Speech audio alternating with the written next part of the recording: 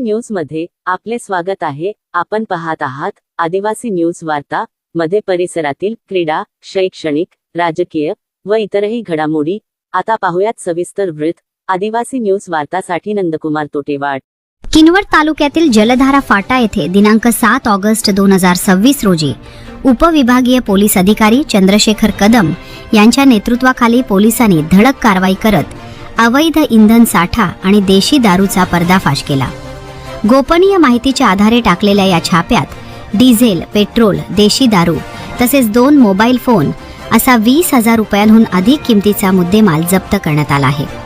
या प्रकरणी संबंधितांविरुद्ध गुन्हा दाखल करण्याची प्रक्रिया सुरू असून अवैध धंद्यांविरोधातील पोलिसांची धडक मोहीम आणखी तीव्र करण्यात आली आहे।